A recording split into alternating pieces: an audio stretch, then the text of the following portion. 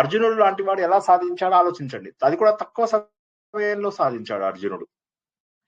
మరి మిగతా వాళ్ళందరూ మునులు అక్కడే కూర్చుని ఉంటున్నారు, దుంపలు తింటున్నారు, రోజు హిమాలయాల్లో స్నానాలు చేస్తున్నారు, నదులతోటే ఉన్నారు, ప్రకృతితోటే సహజీవనం చేస్తున్నారు. వాళ్ళందరూ సాధించలేనిది అర్జునుడు ఎలా సాధించాడు? అంటే ఏంటంటే ఆ మానసిక పరిపక్వత అనేటటువంటిది ఏదైతే ఉందో అది రావాలి. రానప్పుడు ఏమీ లాభం లేదు. తక్కువ సమయంలోనే ఎక్కువ పరిణతిని సాధించగలుగుతాం. కాబట్టి ఏంటంటే ఆ సంఘ వివర్జిత అనేది శ్రీకృష్ణుడు ఎన్నిసార్లు చెప్పాడు, ఎన్నిసార్లు. సరే నేనంటే సరే పిచ్చోని కాబట్టి చెప్తాను. బట్ శ్రీకృష్ణుడికి కూడా పిచ్చి ఉంటుందంటారా? ఒకసారి ఆలోచించండి. శ్రీకృష్ణుడికి కూడా నాలాగా కొద్దిగా తిక్కుందంటారా? చెప్పండి ఎవరైనా. శ్రీకృష్ణుడికి కూడా తిక్క ఉందంటారా? లేదు సార్. శ్రీకృష్ణుడికి ఉంది సార్. శ్రీకృష్ణుడు చెప్పినా మీరు చెప్పినా మాకు ఒకటే సార్. మీరు చెప్తే శ్రీకృష్ణుడు చెప్పాడనే అనుకుంటున్నాం సార్ మేమైతే. కానీ ఎందుకు మనము ఇంకా సమాజంలో జనాలతో ఇంకా ఎందుకు మాట్లాడుతున్నాం అంటే, ఇప్పుడు వాడు ఆ సినిమా లోపల బ్రహ్మానందము అంటాడు కదా, వాడిని బ్రహ్మానందంని వాడు అంటాడు కదా అదుర్సు సినిమాలోన, ఎరా నీకు మనుషులతో పని ఏంటి అని అంటాడు కదా. వాడు దెయ్యం రూపంలో ఎంఎస్ నారాయణ ఆత్మ కదా, నేను మనిషిని కాదా, నేను మనుషులతో మాట్లాడద్దా అని. మనుషులతో మాట్లాడడం అనేది ఆనందం ఇవ్వదు, అదేమిటంటే మరింత దుఃఖాన్ని పెంచుతుంది అన్నటువంటి సత్యాన్ని గుర్తించాలి. ఆత్మబోధకు మొట్టమొదటి మెట్టు ఏంటయ్యా అంటే సంఘ వివర్జిత. ఎప్పుడైతే మనము మనుషులకు దూరంగా ఉంటామో, ఎప్పుడైతే మనము అనవసరమైనటువంటి కాల్స్, ఫోన్ కాల్ గనక మనం రోజుకి ఒక్క ఫోన్ కాల్, అది కూడా ఎమర్జెన్సీ కాల్స్ తప్ప మాట్లాడుతున్నాము అంటే ఇక మనలో పరిణతి రానట్టే లెక్క. ఎంతమంది అలా గుండెల మీద చేసుకొని చెప్తారండి, నేను మామూలు కాల్స్ రోజుకు ఒక్కటి కూడా తీసుకోవడం లేదని? నేను మాట్లాడాను సార్. ఓకే, ఇంకా చుట్టాలు, ఫ్రెండ్స్ ఎవరైనా కాల్ చేసి బాగున్నావా, పిల్లలు ఏం చేస్తున్నారు, కొడుకు ఏం చేస్తున్నాడు, కూతురు ఏం చేస్తుంది. సరే, ఇంకొద్ది మంది అయితే ఇంకొద్దిగా దూరం వెళ్తారు, వాడి కూతురు ఏం చేస్తుంది, వీడి కూతురు ఎవరితో వెళ్ళిపోయింది, అవి మాట్లాడే వాళ్ళు థర్డ్ కేటగిరీ. సెకండ్ కేటగిరీ ఏమో నీ కూతురు ఏం చేస్తుంది, నీ కొడుకు ఏం చేస్తున్నాడు వరకు. ఫస్ట్ కేటగిరీ అసలు కాలే చేయడం, మాట్లాడడం. అలా ఫస్ట్ కేటగిరీలో ఎంతమంది ఉన్నారండి?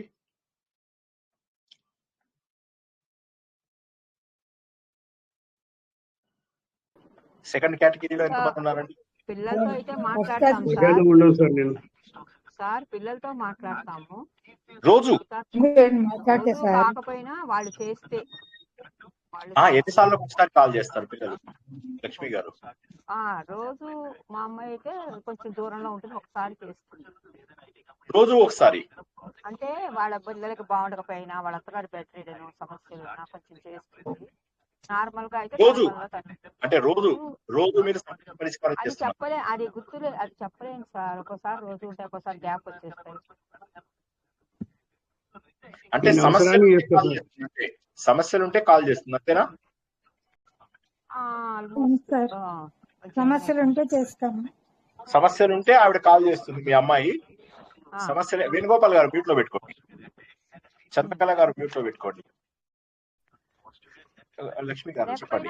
అప్పుడు మన సైడ్ నుంచి ఇప్పుడు మాకు తెలుస్తుంది సార్, వాళ్ళు ఏంటంటే అమ్మ వాళ్ళు కదా అని ఆ మామూలు రేంజ్ లో ఉంటారు కాబట్టి, అదే ఆలోచనలు అలా ఉంటాయి కాబట్టి వాళ్ళు చేస్తారు.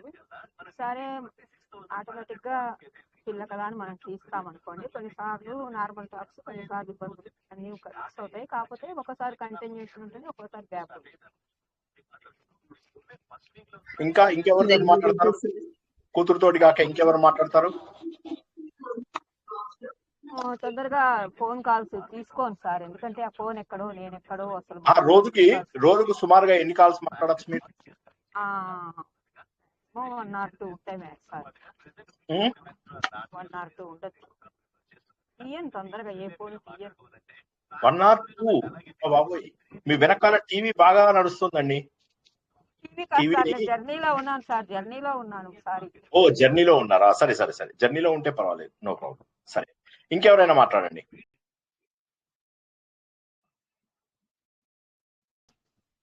నేను ఒక్కసారి మా ఫ్యామిలీతోనే అవసరం ఉంటేనే మాట్లాడుతా, షాప్కి రావాలన్నా అనేది అంతే. ఒకటి ఎవరో ఎప్పుడోసారి మా మేనోడు ఫోన్ చేస్తే చేస్తాను, వాడు చేస్తేనే.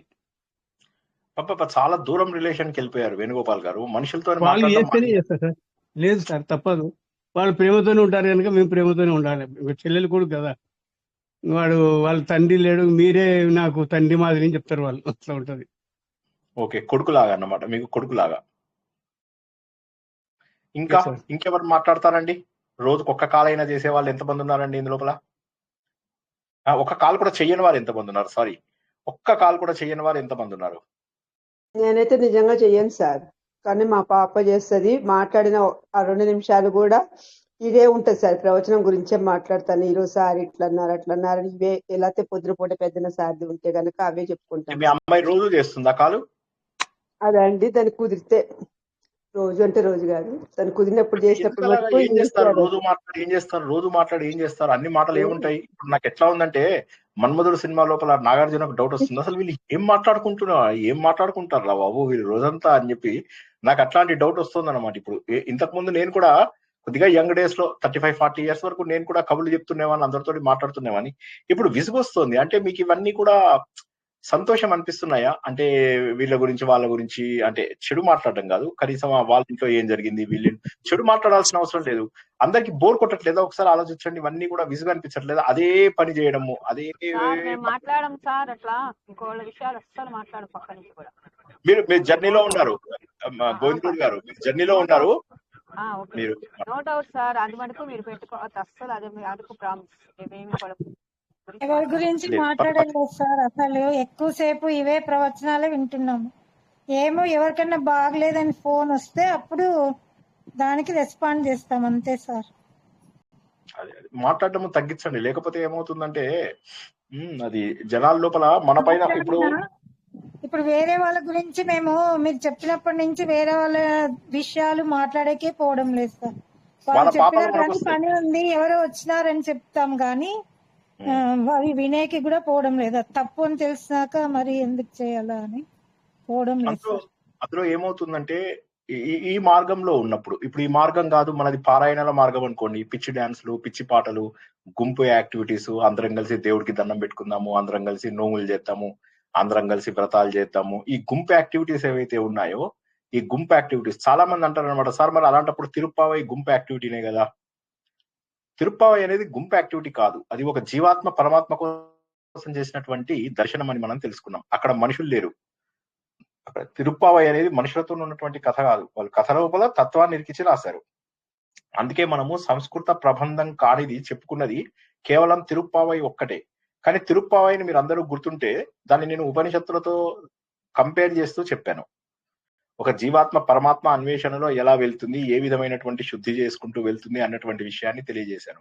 కాబట్టి గుంపు యాక్టివిటీస్ అనేవి ఏవైతే ఉన్నాయో అవి మీరు పర్సే దాని డైరెక్ట్ మీనింగ్ తీసుకోకూడదు. నోములు, వ్రతాలు, కాళ్ళకు దండాలు పెట్టించుకోవడాలు, దండాలు పెట్టడాలు మానేయండి, కొన్నాళ్ల పాటు మానేయండి. ఇవన్నీ సంవత్సరానికి ఒక్క పూజ చేసుకోండి, వినాయక చవితో లేకపోతే వరమహాలక్ష్మి ఉంటుంది కదా, వరలక్ష్మి వ్రతం అంటారా మీరు? కొంతమంది వరమహాలక్ష్మి అంటారు, కొంతమంది వరలక్ష్మి అంటారు, కొంతమంది మహాలక్ష్మి అంటారు. అంటే కొంత మానేయండి. ఉపవాసాలు చేసే బదులుగా ఆ రోజు నాడు రోజు మొత్తము నా ప్రవచనాలు వినండి, లేకపోతే చిన్మయ మిషన్ వాళ్ళ వినండి, లేకపోతే తత్వ విధానంద గారు వినండి, లేకపోతే పరిపూర్ణానంద సరస్వతి వినండి, లేకపోతే రామకృష్ణ మఠం నుంచి ఏమైనా చక్కటి పుస్తకాలు కొనుక్కొని అవి చదవండి. అంటే జనాలతో మాట్లాడకుండా కొన్ని రోజులు ఉంటే అందులో ఉన్న ఆనందాన్ని గనక మనం గుర్తించినట్లయితే అప్పుడు అనిపిస్తున్నాడు ఇన్ని రోజులు ఇంత సమయాన్ని వృధా చేశానా అని.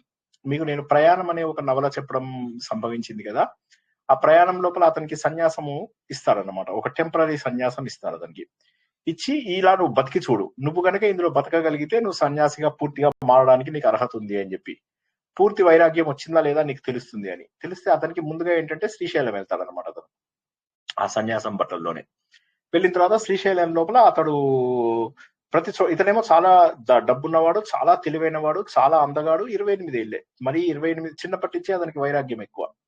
సో అతను ఏం చేస్తాడంటే అక్కడ కూర్చుంటాడు శ్రీశైలం గుహల లోపల, వాటి లోపల చేస్తూ ఉంటే, పారాయణం చేస్తూ ఉంటే తనకు అర్థమవుతుంది అన్నమాట, ఎందుకు ఇంత బాగా కుదురుతోంది అనేది అర్థం కాదు. మరి ఇంతకు ముందు నేను శ్రీశైలంకి చాలా సార్లు వచ్చాను కదా, 10-15 సార్లు వచ్చాను కదా ఇంతకు ముందు, కానీ ఇంతకు ముందు ఎప్పుడు కుదరకుండా ఇప్పుడు ఎందుకు కుదురుతోంది అనగానే అప్పుడు ఆయనకు అర్థమవుతుంది అన్నమాట. ఓకే, దీనికి కారణం ఏంటి అంటే నేను ఇప్పుడు అన్నిటికీ దూరంగా ఉన్నాను. ఇంతకుముందు అయితే సైట్ సీయింగ్, ఫోటోలు అయ్యాక దవదవ దర్శనం అయ్యాక బ్రేక్‌ఫాస్ట్, లంచ్ ఏవుంటే అవి తిండి.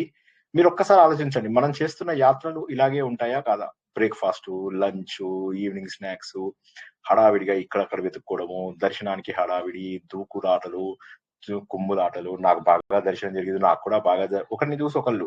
నాకు అమ్మవారు కనిపించారు అంటే ఇంకొకరు నన్ను అమ్మవారు ముట్టుకున్నారంటారు. వీళ్ళకి కోపం రాదా? వాళ్ళకి కనిపిస్తే వీళ్ళకి కనిపియలేదంటే ఎంత కోపం వస్తుంది? ఇప్పుడు మనం ఆ కైవల్యాకృతి గ్రూప్ లోపల వాళ్ళు అక్కడ చేసినప్పుడైతే జనాలందరి మీదకి దేవతలు వచ్చేసారట. అమ్మవారు. అది కూడా వస్తే మరి మిగతా వాళ్ళు ఏం చేస్తారంటే వేరే వాళ్ళ మీదకి క్రెడిట్ రాకుండా అమ్మో అమ్మ నాకే కనిపించావా అని చెప్పేసి ఈ టీమ్ లీడర్ వెళ్ళిపోయి పట్టుకునేది. అప్పుడు ఏంటంటే మిగతా వాళ్ళ కోసం రాలేదు, నా కోసం వచ్చింది అని చెప్పడం అన్నమాట ఆవిడది. ఇలాగ చేసి ఇలాంటి పిచ్చి వేషాలు వేస్తూ ఎన్ని రోజుల పాటు ఒక ముసుగు వేసుకున్నటువంటి జీవితాన్ని గడుపుతాము. జీవితం లోపల సత్యాన్ని అన్వేషించడం అంటే అలా అని చెప్పి ఎంజాయ్ చేయకూడదా? ఇప్పుడు నేను ఎంజాయ్ చేయడం లేదా? నేను సంతోషంగా లేనా? నేను ఆనందంగా లేనా? నిజం చెప్పాలంటే ఎప్పటికంటే కూడా ఎక్కువ ఆనందంగా ఉన్నాను. సంఘ వివర్జిత అయిన తర్వాత అందరితోటి ఉంటాము, దేనితో ఎవరితోటి ఉండము. అటువంటి ఆనందము 100 మందిలో ఉన్నా ఒక్కరుగా ఉన్నా కూడా ఒకే రకమైన ఆనందం ఉంటుంది. యాత్రలు కూడా ఒక్కొక్కసారి నేను ఒక్కడినే వెళ్తాను, మీ అందరికీ తెలుసు కదా. అప్పుడు కూడా నాకు ఏమీ అనిపించదు. అమర్కాంటక్ లోపల అలా చీకటి లోపల నడుచుకుంటూ ఒక్కడిని వెళ్ళిపోతుంటే ఎవరొస్తారు, నాకేమేం చేస్తారు, ఏమీ భయం లేదు. ఇక్కడ ఇది కదా పరబ్రహ్మ స్వరూపం అంతా ఇదే కదా, ఈ ప్రకృతి రూపంలో పరబ్రహ్మ ఉన్నాడు కదా, ఆయన యొక్క చైతన్యమే ఇక్కడంతా కూడా ఉన్నది కదా అనుకుంటూ ఆలోచిస్తూ వెళ్తుంటే ఒక్క మనిషి అంటే భయం లేదు, ఒకటి రెండవ వస్తువు అంటే కూడా భయం లేనటువంటి ఆనందమైన స్థితి ఏదైతే ఉందో ఆ ఆనందమైన స్థితిని ఈ రోజు మళ్ళీ మనము ఆత్మబోధ లోపల తెలుసుకుంటాం. అందుకే ఇంత ఉపోద్ఘాతం. అంతరాయతి మీరోపశాంతయే శాంత పావనమచింత్య వైభవం తం నరం వపుషి కుంజరం ముఖే మన్మహే కిమపి తుందిలం మహః వసుదేవసుతం దేవం కంసచానూరమర్ధనం దేవకీ పరమానందం కృష్ణౌ వందే జగద్గురుం. జననీ జన్మభూమిశ్చ స్వర్గాదపి గరీయసి మాతృదేవో భవ.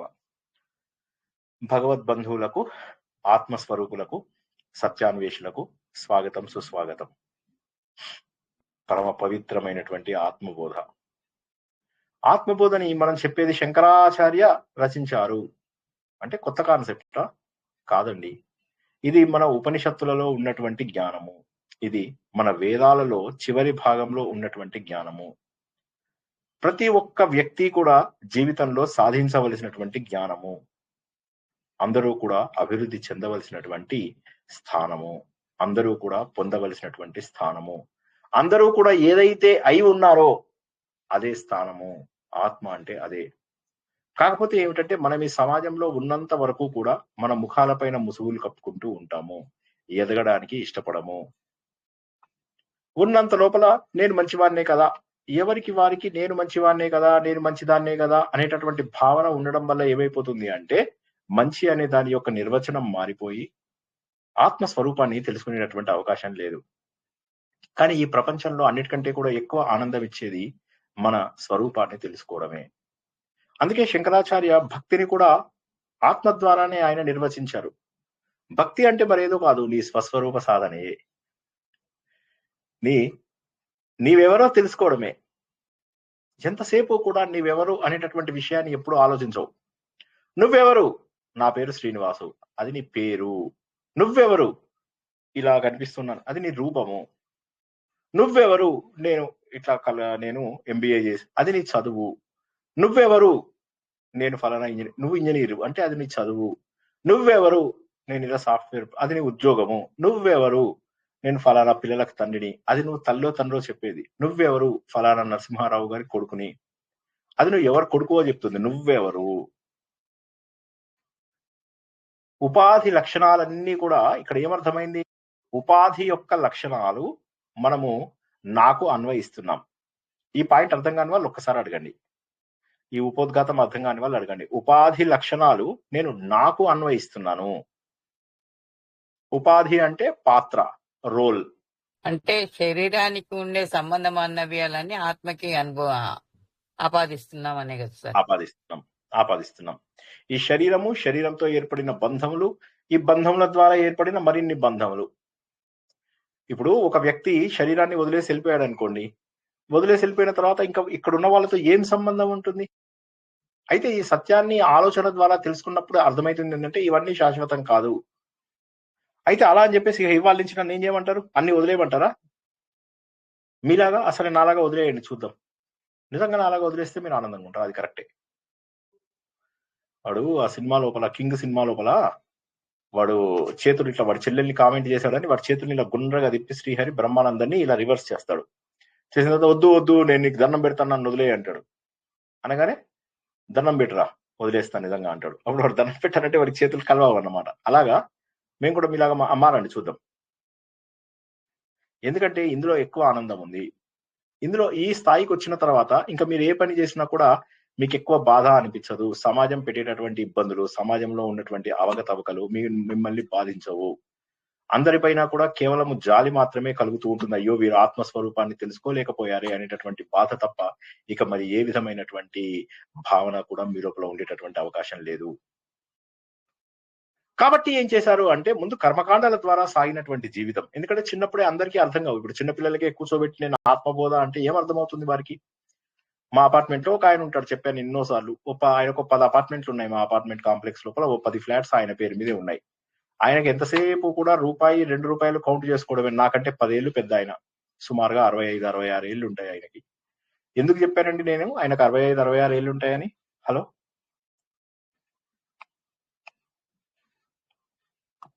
మీకంటే పెద్ద ఆయన అన్నారు కదా, మీరు చిన్న అని నాకంటే చెప్పండి. 10 ఏళ్ళు అన్నాను కదా. అంత ఏజ్ వచ్చినా చెప్పుకోవటమా సార్? 65 అని అలా అని చెప్పడానికి అదే చెప్పలేదు సార్. లేదు, అంటే వయసు ఈ వచ్చేమో పాటికి ఆడుకోరాలేదు. ఆయనకు ఈ ఇప్పుడు పాటికి ఆయనకు సార్కి వైరాగ్యం వచ్చి 55 అని ఉండాలా చెప్పడానికి అని. ఎవరో పోలా ఒక్కరే అట్లాంటిది కరెక్ట్ ఇక్కడే ఆన్సర్ చెప్పారు.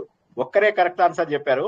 వాళ్ళు ఏంటంటే నా ఏజ్ 55 అని చెప్పడానికి. మరి చెప్పకపోతే ఈ గడ్డంలో సార్కి 55 అని 65-75 చెప్పడానికి ఉంటారని, 65-75 అంటారని చెప్పేసి. వాళ్ళకన్నా మీరు 10 ఏళ్ళు చిన్నవాళ్ళు అంటే మీకు 55 ఉండాలి కదా.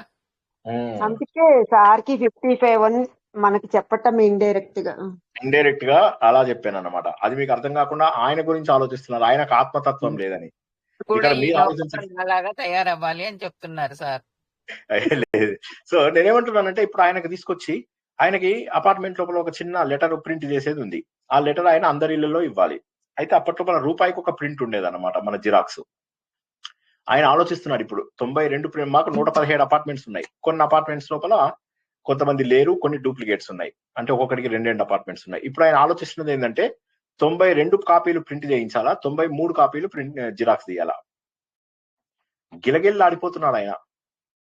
దీన్ని నిన్న మనం తెలుసుకున్నాం. ఎవరన్నా చెప్పగలరా? నిన్న తెలుసుకున్న దానికి ఇవాళ అన్వయం చేసి చెప్పగలరా? వెరీ గుడ్ సూర్యశ్రీ గారు, లోభం. పుష్పవతి గారు మీరు కూడా అదే చెప్పారా? సారీ మీ మాట వినిపించలేదు. లోపం అనే చెప్పాను సార్. ఓ సారీ, క్షమించండి, వినిపించలేదు. ఈ ఇద్దరు అంటే కూడా ఆయన పంచినా ఒక 2 మిగిలినా గానీ మిగిలినట్టే అని ఆలోచన చేస్తాడు. అది ఆటన గాని ఎందుకు? రూపాయి గాని ఎంత ఆ, మిగిలినా మిగిలినట్టే అని ఆలోచన చేస్తాడు లోభము. సార్. ఆ లోభం ఏమైంది, ఒకటి ఎక్కువ తీయించుకుంటే తప్పేముంది. కానీ ఆ లోభం అనేటటువంటిది ఏదైతే ఉందో ఇది అత్యంత నీచమైనటువంటి కారణం అని చెప్పేసి నిన్న మనం తెలుసుకున్నాం. చూసారా, ప్రతి చోట తెలుస్తూ ఉంటుంది.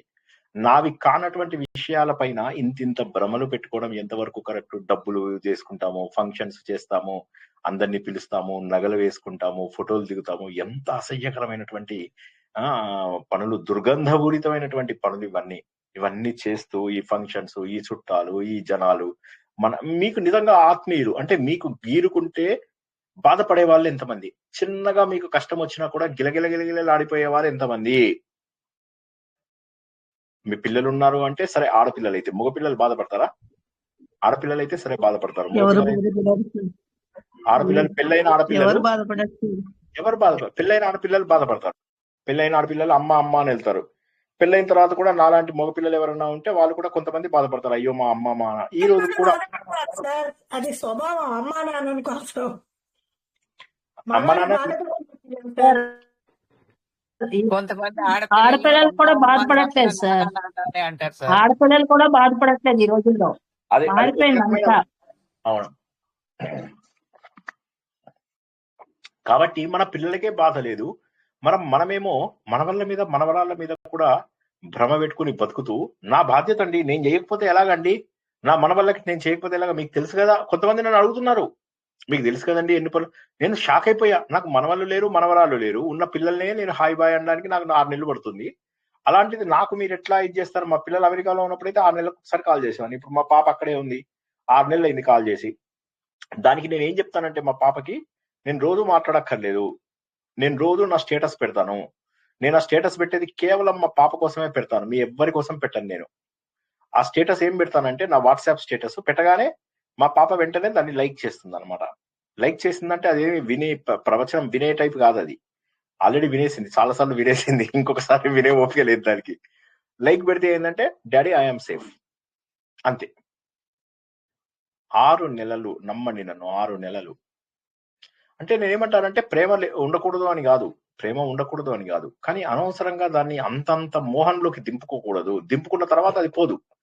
ఇప్పుడు ఇందాక గోవిందలూరు గారు చెప్పారు వాళ్ళ పిల్లకి చాలా కష్టాలు వస్తాయి అని. ఇంకా అలాంటి వాళ్ళని ఏం చేయలేం. అన్ని కష్టాలు ఉన్న వాళ్ళని ఏం చేయలేం. అన్ని ఘోరాతి ఘోరమైనటువంటి కష్టాలు అనుభవించే వాళ్ళ గురించి మనం వదిలేద్దాం. కానీ మిగతా వాళ్ళు ఎందుకు అన్ని కాల్స్ చేస్తున్నారు అది మనం ఆలోచించాలి. మనకు నిజ జీవితంలో చాలా కష్టాలు ఉంటే తప్పదిగా. ఇప్పుడు నాకు కూడా ఒకసారి ఇలాంటిదే ఒక 10-12 ఏళ్ల కింద ఒక ప్రాబ్లం అయింది. అయినప్పుడు నాకు ఒక క్లోజ్ ఫ్రెండ్ ఉన్నాడు. నా చుట్టాలు వీళ్ళతోటి నేను ఎవరితోటి మాట్లాడాను, అన్నయ్య వాళ్ళతో కూడా పెద్దగా ఇలాంటివి షేర్ చేసుకోను కాబట్టి మా ప్రాణ స్నేహితులలో ఒకతనికి కాల్ చేశాను. కాల్ చేసినప్పుడు అతనితో రోజు దాదాపు 1-2 సార్లు మాట్లాడేవాడిని ఆ సమస్య గురించి. ఇది ఎప్పుడంటే నేను 2013-12 ఆ టైం లోపల. ఈ టైం గురించి నేను మీకు అందరికీ ఒకసారి ఒక ఇన్సిడెంట్ చెప్పాను, జ్ఞాపకం ఉందేమో. 2011 వచ్చేసరికి 2007 నుంచి 11 వరకు నేను 2007 లో ఇండియాకి వచ్చా. 2007 నుంచి 11 లోపల కొంత సాధన చేయగలిగా. 11 లోపల ఎంత స్టేజ్కి వెళ్ళిపోయానంటే సాధన లోపల మా భార్య కాఫీ కలుపుకొని వచ్చే లోపల, అంటే మైక్రోవేవ్ కాఫీ, మామూలు కాఫీ కాదు, 2 నిమిషాల లోపల నేను ధ్యానంలోకి వెళ్ళిపోయా. మళ్ళీ కాఫీ తాగుదామని లేచి చూసేసరికి కాఫీ చల్లారిపోయింది. ఏమిటిలాగా అంటే, నువ్వు ఎంతసేపు ఉన్నావో తెలుసా? అరగంట, గంట అయిపోయింది నువ్వు ధ్యానంలోకి వెళ్ళిపోయి. అటువంటి స్థాయిలో ఉన్న నేను మా అపార్ట్మెంట్ విషయాలలో అనుకోకుండా డ్రాగ్ చేయబడ్డాను. నాకు ఇష్టం లేకపోయినా కూడా డ్రాగ్ చేయబడ్డాను. చేయబడితే ఏమైంది? వెళ్ళిన తర్వాత ఇక ఉండలేం కదా. వెళ్ళిన తర్వాత ఏమవుతుంది, వాళ్ళతో పాటు మనం కూడా మన లెవెల్ దిగజారిపోతుంది. ఆ సమయంలో నాకు అది చాలా ఇబ్బందిగా ఉండేది. సో ఆ సమయంలో అనుకోకుండా ఎన్నో ఇబ్బందులకు గురయ్యాము. ఇక దిగిన తర్వాత గెలిచి తీరాలి కదా, తప్పదు. న్యాయం గెలవాలి అనేటటువంటి భావన ఉంటుంది. అప్పుడు ఏమవుతుంది, చివరికి మనస్సంతా పాడైతుంది. న్యాయం అన్యాయం అనేది ఏది ఉండదు. అది ఏది ఎవడు గెలవాలో వాడే గెలుస్తాడు అంతే. ఆ సమయంలో నాకు చాలా ఇబ్బంది అయ్యేది. ఆ టైం లోపల నేను మా ప్రాణ స్నేహితుడితో మాట్లాడుతుండేవాడిని. అతను ఒక్కడితో మాత్రమే షేర్ చేసుకునేవాడిని. అప్పట్లో ఇంకా ఔటర్ రింగ్ రోడ్ పూర్తి కాలేదన్నమాట.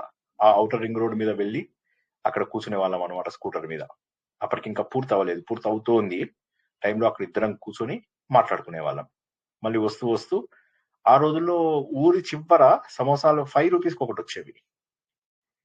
ఆ సమోసాలు తిని వస్తూ వస్తూ దారి లోపల ఒక రంగనాథ ఆలయం ఉండేది. ఎవరికైనా తెలిసిన వాళ్ళైతే చెప్పొచ్చు. ఈ విప్రో సర్కిల్ ఏదైతే ఉందో అక్కడి నుంచి పోలారిస్ సర్కిల్, ఐసిఐసిఐ ఇది ఎవరైనా చూస్తే ఫైనాన్షియల్ డిస్ట్రిక్ట్ దగ్గర అలా స్ట్రైట్ వెళ్ళిపోతే దానిలో ఒక చిన్న రంగనాథ ఆలయం వస్తుంది అనమాట. సో అది అక్కడ కూర్చునే వాళ్ళం, కాసేపు కూర్చొని ప్రశాంతంగా ఆలోచించే వాళ్ళం ఏం చేద్దాము అని చెప్పి. అలాగా జీవితంలో అటువంటి, అంటే ప్రాణ స్నేహితులతోటి నేను ఇప్పటికీ కూడా కట్ చేసుకోమని చెప్పను. కానీ ప్రాణ స్నేహితులు అంటే ఎవరు అంటే మీ సమస్యని నిజంగా పరిష్కరించేవారు, అంతేగాని కబులు చెప్పేవాళ్ళు కాదు. ఇప్పుడు మామూలు టైంలో ఆయన నేను ఎక్కువగా మాట్లాడుకోము.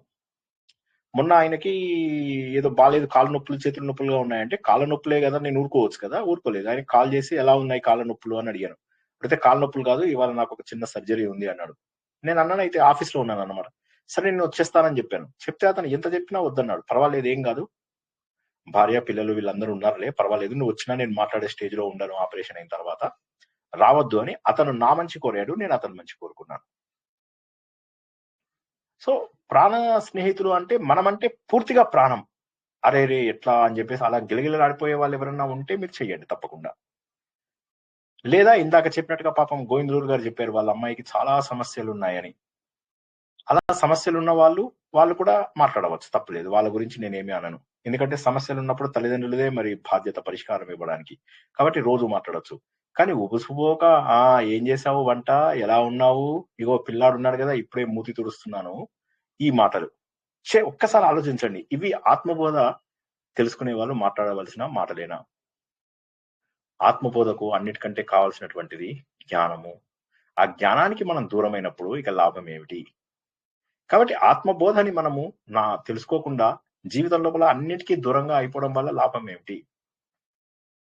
ఆత్మబోధ తెలుసుకున్నాక మెల్లమెల్లగా అన్నిటికీ దూరం అవ్వండి. కాబట్టి ఈ ఆత్మబోధ ఎవరి కోసమో అంటే కేవలము వారిని వారు కొంత కర్మయోగం ద్వారా కొంత శుద్ధి చేసుకోవాలి. కర్మయోగంలోనే యజ్ఞము, తపస్సు, దానము అని వస్తాయి. వీటి ద్వారా కొంత శుద్ధి చేసుకుని హృదయంలో కొంత ప్రశాంతత తెచ్చుకోగలిగిన వారికి మాత్రమే ఇది అర్థమవుతుంది. మిగతా వాళ్ళకి అర్థమయ్యే అవకాశం లేదు. అయితే నేర్చుకుంటే తప్పేమీ లేదు. కానీ ఈ ఆత్మబోధ మాత్రం రాగద్వేషాలు అణుచుకుని హృదయంలో కొద్దిగా ప్రశాంతత తెచ్చుకున్నటువంటి వాళ్ళకు మాత్రమే ఇది అర్థమయ్యే ఛాన్స్ ఉంది. ఎందుకంటే ఈ ఆత్మబోధలో ఉన్నదంతా కూడా జ్ఞానము. వంట చేయడానికి ఎన్నో వస్తువులు అవసరం, అన్ని అవసరమే, కానీ అగ్ని అన్నిటికంటే ఎక్కువ అవసరం. అదే విధంగా నీకు జ్ఞానం అనేటటువంటిది ఎక్కువ అవసరము. జ్ఞానం మాత్రమే నిన్ను మోక్ష మార్గానికి దారితీస్తుంది. అదే విధంగా కర్మకాండాలు అన్ని ఏవైతే ఉన్నాయో, నోములు, వ్రతాలు, పూజలు, ఇవన్నీ కూడా అజ్ఞానానికి అపోజిట్ డైరెక్షన్ లో వెళ్ళవు. అజ్ఞానానికి అపోజిట్ డైరెక్షన్ లోపల వెళ్ళవు. అజ్ఞానం ఎటు వెళ్తుందో ఇవి కూడా అటే వెళ్తాయి. మనకేంటి, జ్ఞానం రావాలి అంటే ఏం కావాలండి? అజ్ఞానం తొలగింపబడాలి. Yes are no? జ్ఞానం రావాలి అంటే అజ్ఞానము తొలగింపబడాలి. కానీ మనం చేసే కర్మలు అజ్ఞానము ఒకే డైరెక్షన్ లో వెళ్తున్నాయి అనుకోండి, అప్పుడు లాభం ఏమిటి? అందుకే ఏం చెప్పాడు? అవిరోధితయా కర్మ న అవిద్యాం వినివర్తయేత్. విద్య అవిద్యాం నిహంత్యేవ తేజస్తిమిర సంఘవత్. ఆయన ఏమన్నాడు? నీకు అజ్ఞానం పోవాలంటే కేవలము ఒక వెలుతురు మాత్రం కావాలి. ఒక రూమ్ లోపల చీకటిగా ఉన్న ఒక రూమ్ లో నువ్వు ఒక చిన్న దీపాన్ని తీసుకొస్తే చాలు. అంతేగాని ఏవో కర్మలు చేయడము, కూర్చొని అందరూ హడావిడిగా ఆడవాళ్ళు అటు ఇటు తిరుగుతున్నారు చీరలు కట్టేసుకొని హడావిడిగా, ఇవన్నీ చేస్తే చీకటి పోతుందా? పోదు. కాబట్టి ఇదంతా కూడా గుర్తు తెచ్చుకో. జ్ఞానం అనేది ఒక్కటి ఉంటే తప్ప మరి ఏది అవసరం లేదు బాబు, గుర్తించుకో. ఈ ప్రపంచంలో ఉన్నదంతా కూడా ఆత్మస్వరూపమే. పంచకోశాల ద్వారా తయారైనటువంటి ఈ శరీరం ఏదైతే ఉన్నదో, ఇది శరీరాన్ని శాశ్వతం అనుకోకు. ఈ పంచకోశాలకు అతీతంగా ఉన్నటువంటి నీ ఆత్మస్వరూపాన్ని తెలుసుకున్న, అన్ని కోశాల మధ్యలో వెలుగుతున్నటువంటి చైతన్యం ఏదైతే ఉందో, నీ ఆత్మస్వరూపాన్ని తెలుసుకోవాలి. ఈ ప్రపంచంలో అనేక బంగారపు నగలన్నీ కూడా బంగారం ద్వారా తయారయ్యాయి. కుండలన్నీ కూడా, పాత్రలన్నీ కూడా మట్టి ద్వారా తయారయ్యాయి. కానీ మూలం మాత్రం మట్టియే. కాబట్టి నువ్వు ఆ మట్టి గురించి తెలుసుకో, ఈ వస్తువుల గురించి, వీటి గురించి తెలుసుకోకు. అదే విధంగా నీలో, నాలో, మనందరిలో ఉన్నటువంటిది చైతన్యం ఒక్కటే. కేవలం రూపాలు, నామరూపాలు వేరు. నామరూపాలు ఉండడం వల్ల మనం ఏమైతుందంటే ఇది నాది, ఇది నీది అని చెప్పేసేటువంటి భావనలో ఉన్నాము. ఒక కుండ లోపల ఒక నదిలోంచి నీళ్లు తీస్తున్నప్పుడు ఎవరి కుండలో వాళ్ళకు నీళ్లు, ఈ నా కుండలో నీళ్లు, ఇది నా కుండలో నీళ్లు, ఉన్న ఒకే నీళ్లు. కానీ ఎప్పుడైతే మన కుండలోకి తీసుకున్నామో అక్కడ మనకు స్వార్థం అనేటటువంటిది ప్రారంభమైంది. కాబట్టి ఈ స్థాయి నుంచి మనం బయటపడాలి. ఎందుకంటే ఆత్మ అనేటటువంటిది నిర్మలమైనది. స్వార్థం ఉన్నది అంటే ఆ స్వార్థం అనేటటువంటిది ఆత్మది కాదు, నీది. నీలో ఉన్నటువంటి కారణ శరీరంది, నీలో ఉన్నటువంటి అజ్ఞానంది. అజ్ఞానం పోగొట్టుకున్న మరుక్షణం నువ్వు భగవంతుడు అవుతావు. Man minus mind is equal to God. ఆ మైండ్ ను సున్నా చేసేసేయండి. మ్యాన్ మైనస్ సున్నా ఈజ్ ఈక్వల్ టు గాడ్. అంటే మనస్సుని గనక నువ్వు లయం చేయగలిగితే అయిపోయింది మనోనాశనము. ఇదే విషయాన్ని మనం ఉపదేశ సారంలో కూడా తెలుసుకున్నాం. ఏమని? మనోనాశనం కావాలి. మనోలయం, మనోనాశనం అనే రెండు విషయాలను మనం ఉపదేశ సారంలో తెలుసుకున్నాం. ఎవరైనా చెప్పగలుగుతారా మనోలయానికి, మనోనాశనానికి డిఫరెన్స్ ఉపదేశ సారం ప్రకారంగా?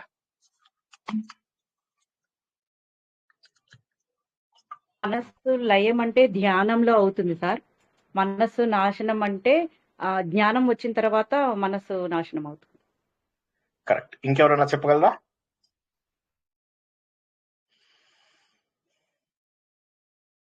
అంటే లయం అనేది కొద్దిసేపు మాత్రమే ఉంటుంది. జ్ఞానం సౌజన్య గారు కరెక్ట్ చెప్పారు. ఇంకెవరన్నా?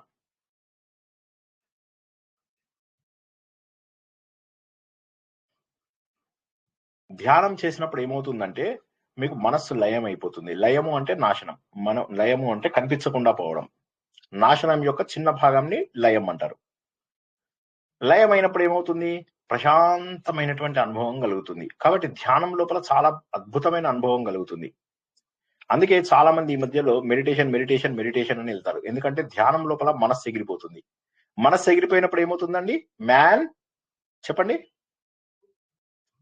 Minus mind is equal to god. Mind సున్నా అయిపోయింది ధ్యానం చేసినప్పుడు. ఇప్పుడు ఏమైంది? అప్పుడు కూడా గాడే సార్.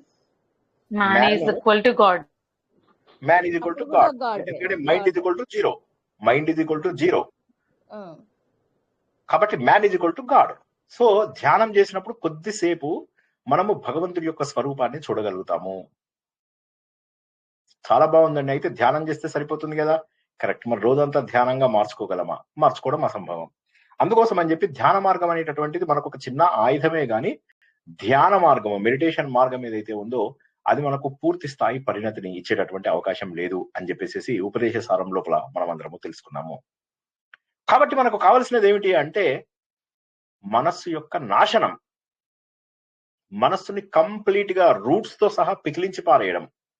ఉదాహరణకి మీకు చెట్టుకి మొదళ్ళు బానే ఉన్నాయి, పైన కొమ్మలు కట్ చేశారు, ఆ చెట్టుని పడేసినట్టేనా అండి? హలో, మళ్ళీ చిగురిస్తుంది సార్. మళ్ళీ చిగురేడుతుంది. మీ ఇంటికి కరెంటు వైర్లు ఉన్నాయండి, ఎందుకో అర్థం కావట్లేదు జనాలకి. కరెంటు వైర్లు ఉన్నాయి మీ ఇంటికి, ఆ కరెంటు వైర్లకు మీ చెట్టు యొక్క ఇవి అడ్డం వస్తున్నాయి. మీరు ఇప్పుడు ఏం చేయాలండి? కొమ్మలు కట్ కొమ్మలు కట్ చేశారు. కొమ్మలు కట్ చేస్తే టెంపరీగా మీకు ఫాస్ట్ గా పెరుగుతున్నాయి కొమ్మలు. నెలకు ఒకసారి కట్ చేసుకుంటూ పోతారా, లేకపోతే దాన్ని చక్కగా రూట్స్ తో పాటు వదిలేస్తే బెటర్ అంటారా? కరెంటు అడ్డం వస్తుందంటే రూట్స్ తో పాటు కత్తిరించేయాలి. కట్ చేయాలి సార్, కంపల్సరీగా కట్ చేయాలి. కట్ చేసేయాల్సిందే. ప్రతి నెల కట్ చేయాలి, ఎక్స్ట్రా గ్రోత్ ని కట్ చేయాలి. ప్రతి నెల కట్ చేసుకుంటూ పోవాలి అంటే జీవితం అంతా చెట్టునే కొట్టేస్తున్నారు ఇప్పుడు ఎలక్ట్రీషియన్ వాళ్ళు. ఇప్పుడు ఎలక్ట్రీషియన్ వాళ్ళు కొట్టేస్తారు. సరే, నేననేది ఏంటంటే మనకు ఇక్కడ ఉదాహరణ ఎందుకు తెలుసుకున్నాము అంటే ఈ ఉదాహరణ ద్వారా ఏం చేసుకుంటున్నాం మనము? మనోలయము అంటే కట్ చేయడం, మనోనాశనము అంటే దాన్ని రూట్స్ తో సహా, మూలములతో సహా పెకిలించి వేయడము. చెప్పండి ఎవరైనా, మనోలయంకి మనోనాశనము తేడా చెప్పండి. మనోలయము మనోనాశనము మనోలయం అంటే టెంపరీగా అప్పటికి చేసిన మెడిటేషన్ మళ్ళీ మనం సంఘంలో కలిసిపోయి వచ్చేస్తాం మామూలుగా. కానీ నాశనం అంటే ఇంకా అది పూర్తిగా దాని నుంచి మనం దూరంగా, అదే సంఘ విభజితగా ఉండి దీనిలోనే మనసుని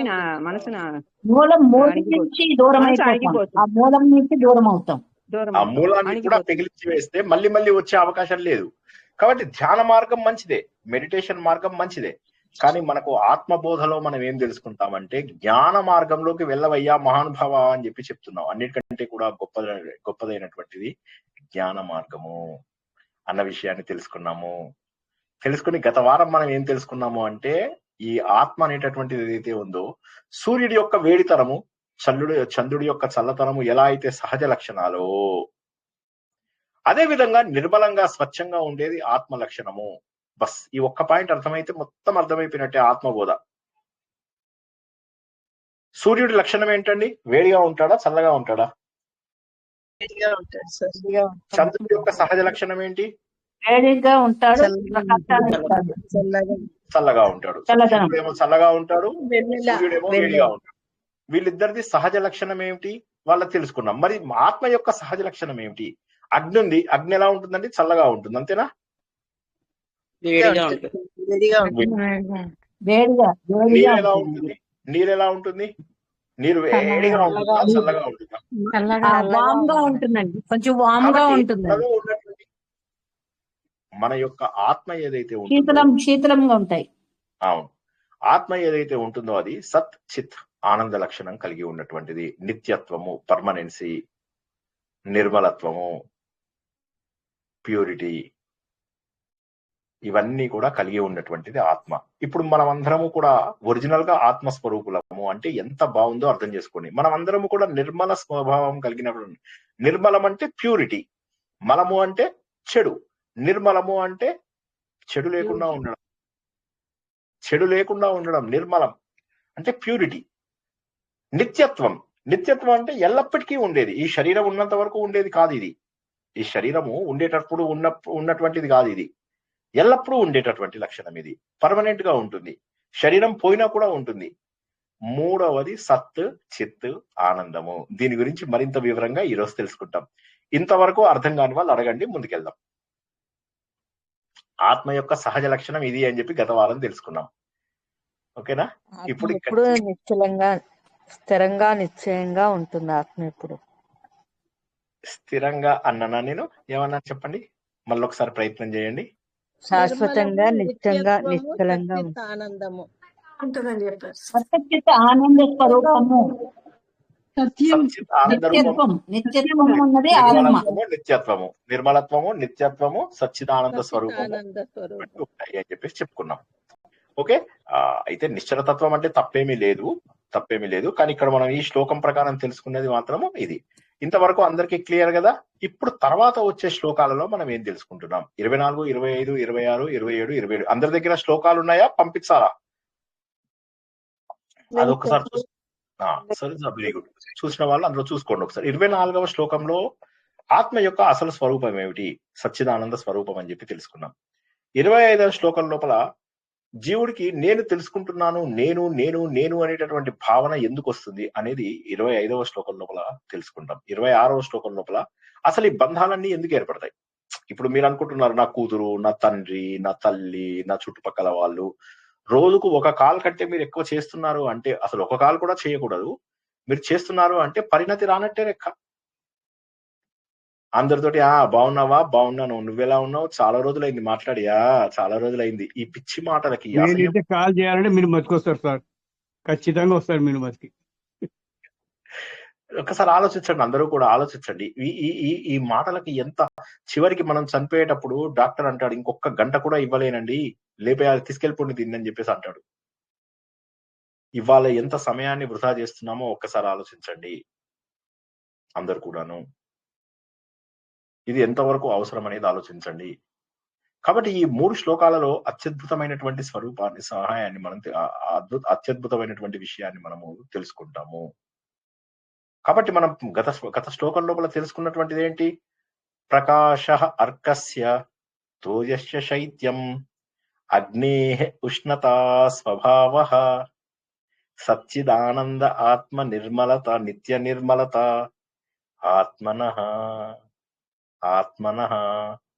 ఆత్మకు సచ్చిత్ ఆనంద నిత్య నిర్మలత, సచ్చిత్ ఆనంద నిత్య నిర్మలత, ఈ 5 లక్షణాలు ఏవైతే ఉన్నాయో, ఇక మిగతా అన్ని లక్షణాలు కూడా ఇందులోనే వచ్చేస్తాయి. ఎలా ఉన్నాయిట? ప్రకాశ అర్కస్య, అర్కుడు, అర్క అంటే సూర్యుడు, అర్కస్య ఆయన యొక్క షష్ఠి విభక్తి. సూర్యుడి యొక్క ప్రకాశం ఏదైతే ఉన్నదో ఆయన సహజ లక్షణం. తోయస్య శైత్యం, శైత్యం అంటే శీతల లక్షణం, శైత్యం, తోయం నీటి యొక్క చల్లదనం. అగ్నేః ఉష్ణత, అగ్ని యొక్క ఉష్ణ లక్షణము ఏదైతే ఉన్నదో, వేడి లక్షణం, అగ్ని యొక్క వేడి లక్షణం ఏదైతే ఉన్నదో, ఈ స్వభావం ఏదైతే దేనికి పోలింది అయ్యా అంటే, బాబు సచ్చిదానంద నిత్య నిర్మలత అనేటటువంటి నీ ఆత్మ యొక్క స్వభావం ఏంటయ్యా? చాలా అద్భుతమైనటువంటి నిత్య నిర్మలతది. కాబట్టి ఆ సచ్చిదానంద స్వరూపాన్ని తెలుసుకున్న మరుక్షణము ఇక నీకు ఆనందమే ఆనందము, నిర్మలత్వమైన. ఎందుకంటే నిర్మలంగా ఉన్నప్పుడు ఏమి బాధ ఉండదు తెలుసా? మీ మనసు ఎందుకు బాధ వస్తుంది? ఇప్పుడు చాలా మంది అంటారు, మాకు చాలా కష్టాలు ఉన్నాయండి, మాకు చాలా బాధలు ఉన్నాయండి. ఎందుకుంటే వస్తున్నాయి ఆ బాధలు? ఇప్పుడు 18 సంవత్సరాలుగా నాకు జీవితంలో ఏ కష్టాలు రాకుండా ఉన్నాయంటే ఒప్పుకుంటారా మీరు? ఒకవేళ నేను అన్నా కూడా మీరు ఒప్పుకుంటారా? నా జీవితంలో పెద్ద కష్టాలు లేవండి అన్నాను అనుకోండి, మీరు ఒప్పుకుంటారా? ఈ 18 ఏళ్లలో రాలేదు అన్నాను అనుకోండి, ఎంతమంది ఒప్పుకుంటారండి? హలో, వస్తాయి సార్, రాకుండా ఇలా ఉంటాయి, కానీ మీరు తట్టుకునే శక్తి మీకు ఉంది, మాకు ఇంకా అది తట్టుకునే శక్తి అనకూడదు, దాన్ని తట్టుకునే శక్తి అన్నారు. తట్టుకునే శక్తి అంటే అది దృఢత్వం. తెలుసుకోవడం వలన, సత్యాన్ని తెలుసుకోవడం వలన అది శాశ్వతం కాదు అని తెలుస్తుంది. ఆ సుఖ దుఃఖాలు అనేది అంతే, ఇది శాశ్వతంగా. అంటే స్వప్నం వచ్చిన తర్వాత, స్వప్నంలో ఎలా అయితే మెలకు వచ్చిన తర్వాత నిజమని అది ఇదంతా అసత్యం అని తెలుసుకుంటామో, ఒకసారి జ్ఞానం వచ్చిన తర్వాత ఇదంతా కూడా అసత్యం అని తెలుసుకుంటాం. అయితే ఈ జ్ఞానం ఎవరికి వస్తుంది అనేది మళ్ళీ మనం ఆలోచించాలి. ఇప్పుడు ఇక్కడ దురదృష్టం ఏంటంటే, మనకి ఇప్పుడు ఈ ఆత్మతత్వం అనేది ఏం చెప్తుంది అంటే, ఆత్మ అనేటటువంటిది జ్ఞానం నాకు వస్తుంది, ఆనందం నాకు వస్తుంది, పవిత్రత నాకు వస్తుంది అంటే, బాబు ఆ నాకు అనేటటువంటి ఏదైతే పదం చెప్తున్నావో అది ఆత్మకు సంబంధించింది. దానికి జ్ఞానం ఉంది, ఆనందం ఉంది, పవిత్రత ఉంది. పవిత్రత లేనిదయ్యే దేనికయ్యా అంటే, నీ నీ కారణ శరీరానికి, నీ సూక్ష్మ శరీరానికి, నీ స్థూల శరీరానికి పవిత్రత లేదు. నీ స్థూల సూక్ష్మ కారణ శరీరాలకు జ్ఞానం లేదు. నీ స్థూల సూక్ష్మ కారణ శరీరాలకు ఆనందం లేదు. కానీ నువ్వేమనుకుంటున్నావు, నాకు జ్ఞానం వస్తుంది, నాకు ఆనందం వస్తుంది, నాకు పవిత్రత వస్తుంది, నేను పవిత్రత సంపాదించాలి. లేదు, ఆ నాకు అనే పదాన్ని గనక మనం ఆత్మకు గనక అన్వయిస్తే ఆత్మలో ఇవన్నీ ఉన్నాయి. కానీ ఏమవుతున్నాయంటే మనలో ఉన్నటువంటివన్నీ కూడా అడ్డం వచ్చి ఆత్మకు ఆపాదిస్తున్నాం. ఈ లక్షణాలన్నీ కూడా ఆత్మకు ఆపాదిస్తున్నాం. ఆత్మ నిర్మలమైనటువంటిది. సత్యం, జ్ఞానం, అనంతం బ్రహ్మ. ఇది మనం అందరము విన్నదే కదా, తైత్రీయ ఉపనిషత్తు. ఎన్నోసార్లు తెలుసుకున్నాం మనం ఇది. సత్యము, జ్ఞానము, అనంతము బ్రహ్మ. బ్రహ్మ స్వరూపమే సచ్చిదానందం. సత్యమైనటువంటి చైతన్యవంతమైనటువంటి జ్ఞానమే బ్రహ్మ స్వరూపము, పరబ్రహ్మ స్వరూపము, అనగా ఆత్మస్వరూపము. కాబట్టి నీలో ఆల్రెడీ జ్ఞానం ఉంది. తెలుసుకోవడానికి నీ బుద్ధి ఇష్టపడడం లేదు. అన్నిటికంటే కూడా కష్టమైనది ఏంటంటే ఈ మనస్సు, బుద్ధి ఏదైతే ఉందో ఇది మనని కొత్త వాటిని తెలుసుకోవడానికి అడ్డం పడుతుంది. ఒక్కసారి మనస్సుని నిగ్రహం చేసుకుని ఫోన్లు మానేసి చూడండి. అనవసరమైన వాళ్ళతో మాటలు ఆపేసి చూడండి. ఏదో మీరు దేశ సేవ చేస్తున్నారు, దైవ ధర్మం కోసం ఏదో చేస్తున్నారు, అది వేరే. మిగతా మీరు ఫోన్లు ఆపేసి చూడండి, ఎంత సంతోషంగా ఉంటుందో తెలుస్తుంది మీకు. కాకపోతే ఏమవుతుందంటే ఫోన్లు ఆపేయడానికి ఇష్టం అనిపించదు. వస్తువులు కొనడానికి కోరికలు ఎన్నో, ఇది కొనుక్కుందామా, అది కొనుక్కుందామా, చచ్చేదాకా కొనుక్కుంటూనే ఉంటాం. మన మీద వేసుకుని పోతామా? కానీ అన్ని ఇక్కడ వదిలేసి వెళ్ళవలసినటువంటివే. ఒక్క జ్ఞానం మాత్రమే వచ్చే జన్మకు తీసుకెళ్లగలుగుతాము. కాబట్టి నీ ఆత్మ అనేది ఏదైతే ఉందో అది ఆల్రెడీ సత్యవంతమైనది, ఆల్రెడీ జ్ఞానవంతమైనది, ఆల్రెడీ పవిత్రమైనటువంటిది, ఆల్రెడీ నిర్మలమైనటువంటిది, ఆల్రెడీ నిత్యమైనటువంటిది. సో నువ్వు already you are a purest form of god. When you are purest form of god, what are we trying to achieve here? మనం ఏం సాధిద్దామని వచ్చాం ఇక్కడికి అంటే, సార్ అది తెలుసుకుందామని వచ్చాం సార్, అంతే. That is the answer. నిజం తెలుసా, ఇక్కడ చేసేదంతా కూడా ఏంటంటే సత్యం తెలుసుకోవడమే, అంతే, ఏం లేదు. ఆత్మ జ్ఞానం అనేది అన్నిటికంటే కూడా గొప్పది. సత్యం తెలుసుకున్న మరుక్షణము అన్ని పొరలుగా విడిపోతాయి. ఒక్కసారిగా ఆనందంగా కళ్ళ ముందు సత్యం తెలిసిన మరుక్షణం ఎలా అయిపోతుంది తెలుసా? ఏ విధంగానైతే సత్యం తెలిసిన మరుక్షణము గౌతమ బుద్ధుడు ఎంత ఆనందపడిపోయాడంటే ఈ సత్యాన్ని జనాలకు తెలపాలి. బోధివృక్షం దగ్గర ఆయనకి నిర్వాణం వచ్చింది. అమ్మా తెలిసిపోయింది, సత్యం తెలిసింది. వెంటనే ఆయన ఏం చేశాడు, సారనాథ్ వెళ్ళాలా? ఎవరండి సారనాథ్ అని కాశీ దగ్గర ఉంది, ఎవరన్నా వెళ్ళారా అండి సారనాథ్ కి? పోయినాం సార్. అక్కడ మొట్టమొదటి ప్రవచనం ఇచ్చాడు. మొట్టమొదటి ప్రవచనం అక్కడ జనాలకు ఇచ్చాడు. బాబు సత్యం ఇది ఒకటి ఉంది, సత్యం అనేది ఒకటి ఉంది అని చెప్పి చెప్పగలిగాడు. కాబట్టి సత్యం అనేటటువంటిది తెలుసుకునే వరకు చాలా స్ట్రగుల్ అవుతుంది. కానీ సత్యాన్ని తెలుసుకోవాలని ప్రయత్నం చేయడం, ముందు ఒకసారి జాగ్రత్తగా వినండి. సత్యం ఉంది, సత్యం తెలుసుకోవడానికి కొంతమంది ప్రయత్నం చేస్తారు, సత్యం తెలుసుకోవడానికి ప్రయత్నం చేయరు. సత్యం ఉందని తెలియని వాళ్ళే ఎక్కువ మంది ఉంటారు. సత్యం ఉందని తెలిసిన తర్వాత ప్రయత్నం చేస్తుంటే వచ్చే ఆనందం చాలా అద్భుతంగా ఉంటుంది. మరి సత్, చిత్, ఆనందం అంటే ఏంటి? సత్ అంటే ఎప్పటికీ నశించని ఉనికి. ఉదాహరణకి శరీరం ఉంది, ఇది సత్ కాదు, ఎందుకంటే ఇది మారిపోతుంది, శరీరం మారిపోతుంది. మనస్సు ఉంది, మనస్సు సత్ కాదు, ఎందుకంటే మనస్సు మారిపోతుంది. ఇవాళ మంచివాడు అన్నవాడిని రేపు చెడ్డవాడు అంటున్నాం, రేపు చెడ్డవాడు అన్నవాడిని ఎల్లుండి మంచివాడు అంటున్నాం. మన లోపల మనస్సు కూడా మారిపోతుంది, శరీరము మారిపోతుంది, మనస్సు కూడా మారిపోతుంది. కానీ మారనిది ఒకటి ఉంది, ఏంటో తెలుసా? నేను అనేది మాత్రం మారడం లేదు. ఎస్ సార్ నా చెప్పండి, నేను అనేది మారుతుందా? నాకు పెన్ను కావాలి, నాకు పెన్సిల్ కావాలి, నాకు టీవీ కావాలి, నాకు ఆనందం కావాలి, నాకు సంతోషం కావాలి.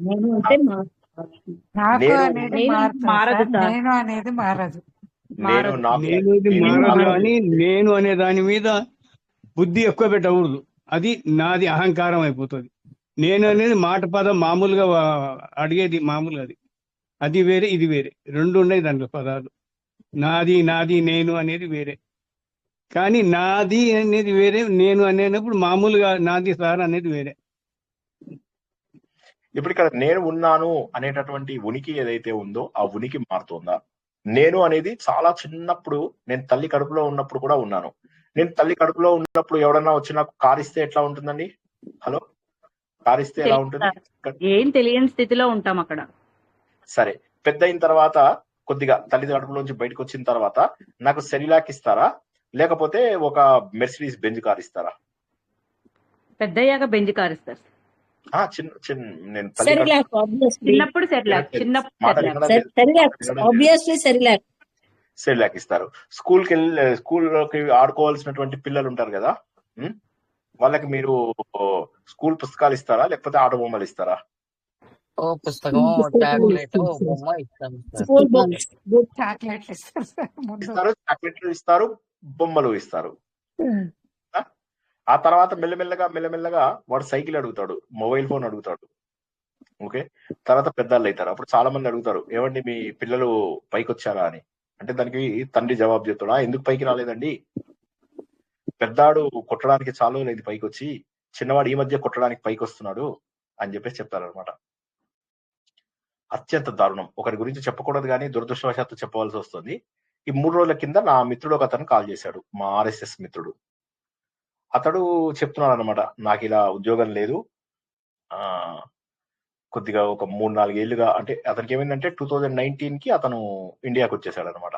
వేరే కంట్రీలో ఉండేవాడు, ఇండియాకి వచ్చాడు. ఇండియాకి వచ్చిన తర్వాత ఇండియాలో అదే టైంలో కరోనా రావడము, తర్వాత మార్కెట్ పడిపోవడము, ఇదన్నిటి వల్ల ఏమైందంటే భార్య పిల్లలకి దగ్గర అవుదామని వచ్చాడు. ప్లీజ్, ఈ కథ వింటే మీకు ఆత్మబోధ వచ్చేసినట్టే. భార్య పిల్లలతో దగ్గరగా ఉందామని చెప్పేసి అతను ఏం చేశాడంటే అన్ని వదిలేసేసి భారతదేశానికి వచ్చేసాడు. ఇక్కడ ఉద్యోగం వెతుక్కుంటున్నాడు. ఆ రోజుల్లో దొరికేవి, ఇక్కడ ఉద్యోగాలు కూడా బాగా దొరికేవి. మార్కెట్ మంచి అప్లో ఉండేది. మనకు కరోనా వచ్చే ముందు మార్కెట్ ఇలా ఉబ్బిపోయి ఉండేది.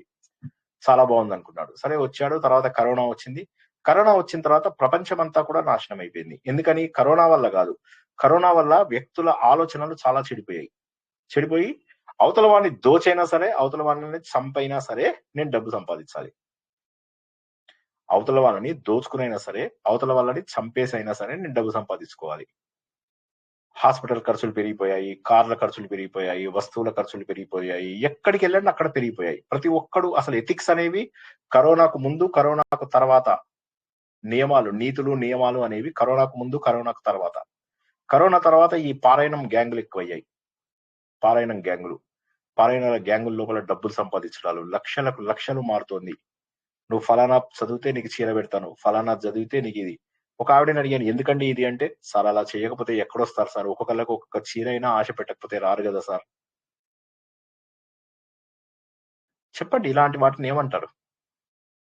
మరి ఆయనకి ఎక్కడి నుంచి డబ్బులు వస్తాయంటే, సార్ ఇప్పుడు ఆయన పాపులర్ అవుదాం అనుకుంటున్నాడు ఋషిలాగా, మరి ఇప్పుడు ఆయన వీళ్ళందరినీ పిలిచి ఇలాంటివి 4 కుంకుమ పూజలు చేయిస్తే బాగుంటుంది.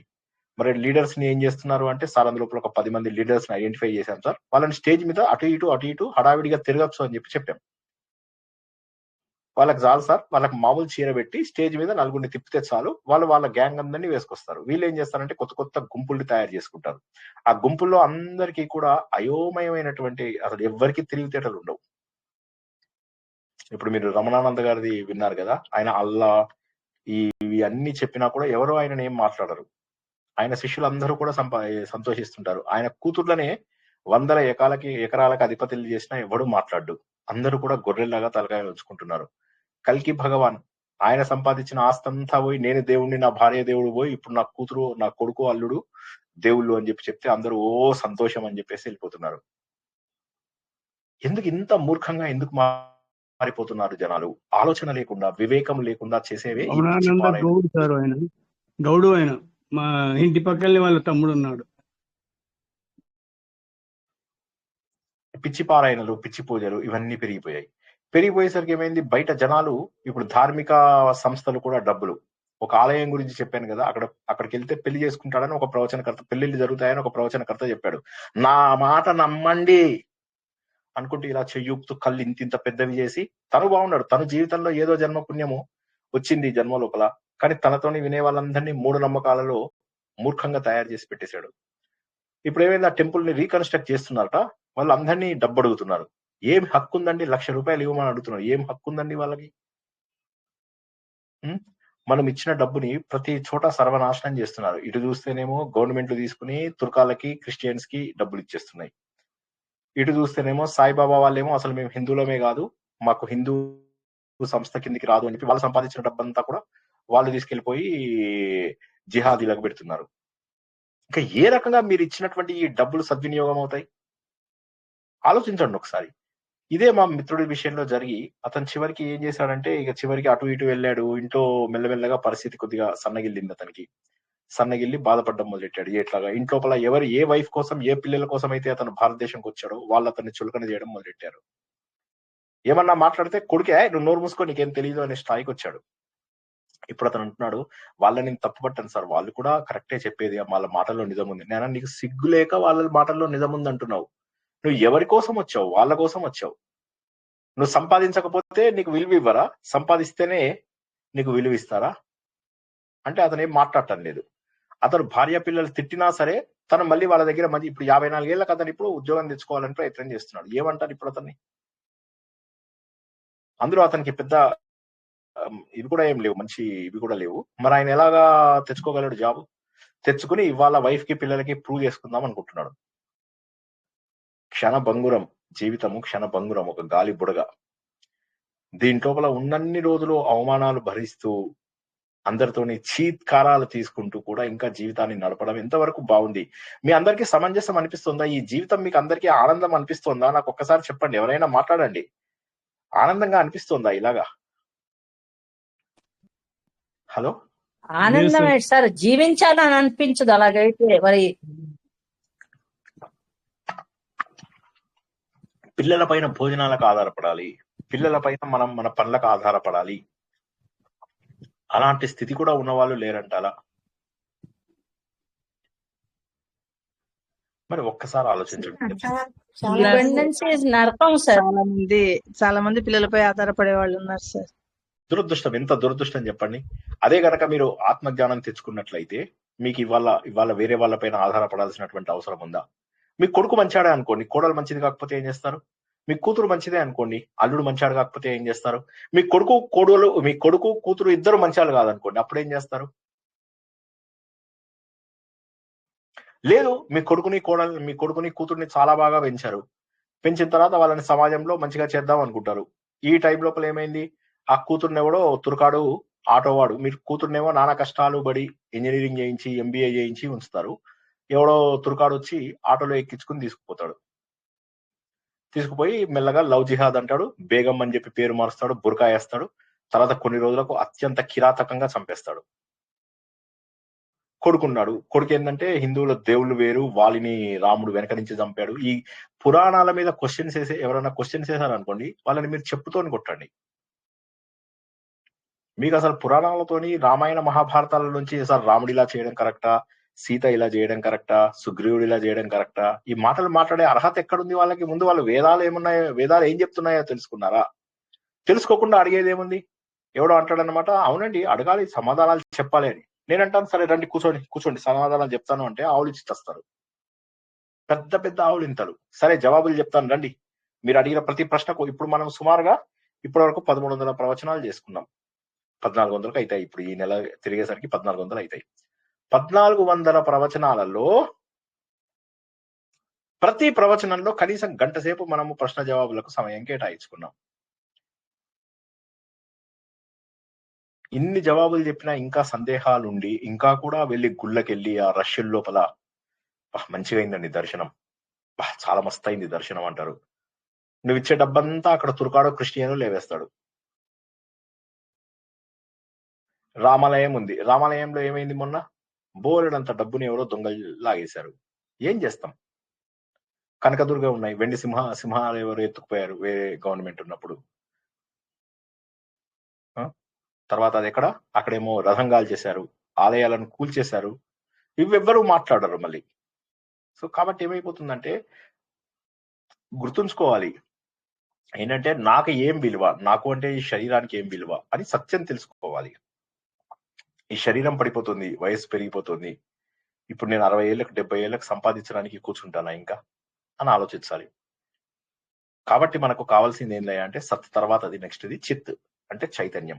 సత్ అంటే సత్యాన్ని తెలుసుకోవడం. ఇప్పటి వరకు మనం నేర్చుకున్నది సత్యం. ఇప్పుడు రెండోది చిత్ అంటే చైతన్యం. చైతన్యం అంటే ఏంటి? కళ్ళు చూస్తాయా? చూడవు. ఆత్మ కళ్ళకు శక్తి ఇస్తుంది. ఇదే మనం కేనోపనిషత్తులో తెలుసుకోబోతున్నాం. అది మనం కేనోపనిషత్తులో మరింత ఇదిగా చెప్పుకుందాం. ఇప్పుడు అంత దాన్ని క్లుప్తంగానే తెలుసుకుందాం. ఎందుకంటే ఇప్పుడు అది చెప్తే కేనోపనిషత్తు మీకు కన్ఫ్యూజ్ అవుతారు. మూడోది ఆనందం. ఆనందం అనేది ఏంటి? సుఖం. ఇప్పుడు నేను ఇలా కూర్చున్నాను కదండి, ఇది సుఖం. కరెక్టేనా అండి? ఇదే కదా ఆనందం అంటే? కాదు, విషయ ఆనందం కాదు. ఆనందం అనేది ఏంటంటే స్వరూప ఆనందం. నేను ఆత్మస్వరూపుడని, నేను నిర్మలమైనటువంటి వాడిని, పవిత్రుడైనటువంటి వాడిని, నేను భగవంతుడి యొక్క స్వరూపాన్ని అని చెప్పి తెలిసినప్పుడు ఎంత ఆనందంగా ఉంటాం. అది మనకు కావాల్సినటువంటి ఆ ఆనందం కావాలి. ఆ ఆనందం మనకు కావాలి. నేను సుఖాలను ఆశించే వ్యక్తిని కాదు, నేను ఆనంద స్వరూపుడని. నేను సుఖాలను ఆశించే వ్యక్తిని కాదు, నేను ఆనంద స్వరూపాన్ని. నేను ఆనందాన్ని ఇన్ని రోజులు వెతుకుతున్నాను. ఇప్పుడు ఈ రోజు నాకు తెలిసినటువంటి విషయం ఏమిటంటే నేనే ఆనంద స్వరూపుడనై ఉన్నాను. వండర్ఫుల్. ఓకే, తర్వాత శ్లోకాన్ని మనం తెలుసుకుందాం. ఈ శ్లోకంలో ఎవరికైనా డౌట్ ఉందండి?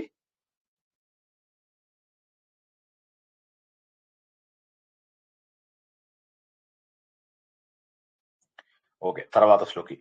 ఆత్మనః సచ్చిదం షశ్చ బుద్ధిర్వ్యుత్తిరితిద్వయం సంయోజ్య చ వివేకేన జానామితి ప్రవర్తతే. ఆత్మనః సచ్చిదం షశ్చ బుద్ధిర్వ్యుత్తిరితిద్వయం సంయోజ్య చ అవివేకేన జానామీతి ప్రవర్తతే. చెప్పండి, ఏంటి ప్రశ్న? ఏంటి ప్రశ్న? అడగండి. ప్రశ్న కాదు సార్, సుధా గారు, సునంద గారు ఒకరి తర్వాత. ఇందాక దాంట్లోని సుఖమేమో ఆనందాన్ని ఇవ్వదు సార్. సుఖం ఆనందాన్ని ఇవ్వదు. సుఖం ఇస్ డిఫరెంట్ ఫ్రమ్ ఆనందం. యాక్చువల్ ఆనందం ఏమో నేను ఆనంద స్వరూపుడిని. నేను comfort is different from bliss. అంతేనా sir? Comfort and bliss. Yes. ఇప్పుడు మీరు ఒక చెట్టును చూస్తూ ఆనందం అంటే ఇక్కడ బ్లిస్. ఇప్పుడు నేను పొద్దున మధ్యాహ్నం అట్లా చదువుకుంటాను, 9-10 కూర్చొని చెట్టు కింద కూర్చొని చదువుకుంటున్నాను అనుకోండి. ఒక చెట్టు గ్రీన్ కలర్ నాకు ఆనందం వేస్తుంది. పక్కన ఇంకొక చెట్టు గ్రీన్ కలర్ చూస్తాను. ఈ 2 గ్రీన్ కలర్స్ డిఫరెంట్ గా ఉంటాయి. ఆ 2 గ్రీన్ కలర్స్ చూస్తుంటే నాకు ఆనందంగా ఉంటుంది, మనసు ఎటో ఎగిరిపోతూ ఉంటుంది. ఆ కథ మీరు వినే ఉంటారు. ఒక రాజు ఎప్పుడు దుఃఖంలో ఉండేవాడు. ఆయన ఎందుకు దుఃఖంలో ఉన్నాడో కూడా ఆయనకు తెలియదు. అలాగే రోజు మంత్రులు వస్తారు, పాటలు పాడతారు, డాన్సులు చేయిస్తారు, అప్సరసలు వస్తారు, అన్ని రకాల సుఖాలు దొరుకుతాయి ఆయనకి. దొరకని సుఖం లేదు ఆయనకి. కానీ ఆయనకు ఆనందం అంటే ఏంటో తెలుసుకోలేడు. ఆయన ఆనందం కావాలి, నాకు ఆనందం కావాలి, ఆనందం కావాలి అని చెప్పి బాధపడుతూ ఉంటాడు. సరే, ఓ రోజు మెల్లగా ఆయన పొద్దున్న ఏమైతుందంటే ఆ రోజు అందరికంటే ముందు లేచేస్తాడు. ఆయన రోజు ఏమో 7 దాకా లేవడు. మన శ్రీనివాస్ స్టూడెంట్స్ అయితే సరే అఫ్ కోర్స్ 8-9 లేస్తారు అనుకోండి. బట్ ఎర్లీగా లేచే ఈయన రాజు ఆ రోజు మాత్రం ఎర్లీగా లేచి వెళ్ళాడనమాట. వెళ్ళేసరికి ఉద్యానవనంకి వెళ్తాడు. వెళ్ళేసరికి అదే సమయం లోపల చెట్ల నుంచి సన్నటి చినుకులు పడుతున్నాయి. అన్ని పువ్వులు కూడా చక్కగా వికసిస్తూ కనిపిస్తూ ఉన్నాయి. మంచు కనిపిస్తూ ఉంది. కోయిలలు చక్కటి గంధర్వ గానాన్ని ఆలపిస్తున్నాయి. చిన్న చిన్న చినుకుల లోపల భూమి అంతా తడిస్తే అందులోంచి కొన్ని కీటకాలు, కొన్ని క్రిములు నడుస్తూ కనిపించాయి. అక్కడి నుంచి ఇక్కడికి, ఇక్కడి నుంచి అక్కడికి ఒక ఉడత అటు ఇటు పరిగెడుతూ కనిపిస్తుంది. దూరంగా నెమళ్ళు పురివిప్పి నాట్యమాడుతున్నాయి. అటు చూసినట్లయితే దూరంగా లేళ్లు ఆనందంగా పరిగెడుతున్నాయి. ఇవన్నిటిని చూసినటువంటి ఆ రాజు తన దుఃఖాన్ని మర్చిపోయాడు. కాబట్టి నీ నిజమైనటువంటి ఆనందం ఎక్కడుందయ్యా అంటే భగవంతుడి యొక్క ప్రకృతి స్వరూపంలోనే ఉన్నది. భగవంతుడి యొక్క సృష్టిలోనే నువ్వు అది గుర్తించినప్పుడు మైమరిచిపోతావు నిన్ను నువ్వు. నేను నయాగరా వెళ్లే ముందు అందరూ అన్నారు, నిన్ను నువ్వు మర్చిపోతావు. కానీ నన్ను నేను మర్చిపోవడం జరగదు. ఎంత సుఖం వచ్చినప్పుడు నన్ను నేను మర్చిపోలేదు, కేవలం నిద్రలో మర్చిపోయానేమో, ఇంకెప్పుడు మర్చిపోలేదు నేను. లేదు, నువ్వు మర్చిపోతావు. వెళ్ళాను, అలా వెళ్ళాం, దగ్గరికి వెళ్ళాం, అయిపోయింది. చేతిలోంచి క్యామ్ కార్డర్ కింద పడిపోయిన సంగతి నాకు తెలియదు. అలా చూస్తున్నాను, ఇటు చూసినా నీళ్ళే, అటు చూసినా నీళ్ళే, ఇటు చూసినా నీళ్ళే, తెల్లటి నీళ్లు. పాల సముద్రంలో ఉన్నానా నాకు అర్థం కావడం లేదు. ఆ శబ్దం తప్ప నా చెవుల లోపల ఏమీ లేదు. నా పడవ ఇలా పైకి కిందికి, పైకి కిందికి, వాటి లోపల కొట్టుకుపోతామేమో తెలీదు, మునిగిపోతామేమో తెలీదు. భగవంతుడా, నీ సృష్టి అమోఘం. నీ ముందు మా పడవ ఎంత, మా జీవితం ఎంత. అలా మెల్లగా పడవ వెనక్కి తిరిగింది. ఇంకా నాకు తెలియడం లేదు, ఆ శబ్దమే చెవుల లోపల మారుమోగుతుంది. అలా నన్ను నేను మర్చిపోయినటువంటి స్థితి. ఇంద్రధనస్సులు కనిపిస్తున్నాయి. ఏమిటి పగటిపూట ఇటువంటి ఇంద్రధనస్సులు రావడం ఏమిటి? 2 ఇంద్రధనస్సులు.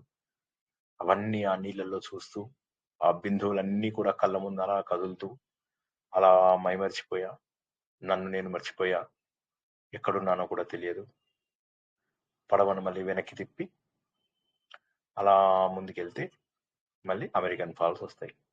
అమెరికన్ ఫాల్స్ దాటాక మనము నయాగరా ఫాల్స్ వస్తాం అనమాట. నయాగరా ఫాల్స్ నుంచి మళ్ళీ వెనక్కి వెళ్ళిన తర్వాత అమెరికన్ ఫాల్స్కి వెళ్తాం. సో ఇప్పుడు ఏం అర్థమైంది మనకు? ప్రకృతి లోపల భగవంతుడు చెప్తున్నాడు నేను ఇక్కడ ఉన్నాను అని చెప్పి. అది చూస్తూ మనల్ని మనము మర్చిపోయే శక్తి ఉంది. అవి చూసినప్పుడు మనకు అనిపిస్తుంది నేను ఎంత అల్పుడని అని చెప్పేసి. ఒక పెద్ద సభకి వెళ్తారు. నేను ఒక పెద్ద కంపెనీకి హెడ్ అనుకోండి. ఒక పెద్ద సభకి వెళ్తాను. వెళ్తే అది మోడీ గారి సభ అనుకోండి. 1,00,000 మంది వచ్చారు ఆ సభ లోపల. నేను కింద 1,00,000 మందిలో ఒకరిని. నా విలువ ఎంత? నేనెవరిని? నా విలువ ఎంత అని చెప్పి తెలుసుకున్న రోజు ఏమనిపిస్తుందంటే అప్పుడు అర్థమవుతుంది అనమాట. నేను ఇప్పటి వరకు నాకున్నటువంటి అధికారాన్ని గొప్పవాన్ని అనుకుంటున్నాను, వ్యక్తిగా గొప్పవాన్ని అనుకుంటున్నాను, నా అందాన్ని చూసి పొగరుగా భావిస్తున్నాను, నా డబ్బుని చూసి పొగరుగా భావిస్తున్నాను, నన్ను చూసి జనాలు గౌరవిస్తున్నారు, సార్ సార్ మేడం మేడం అంటే నేను గొప్పగా ఫీల్ అయిపోతున్నాను.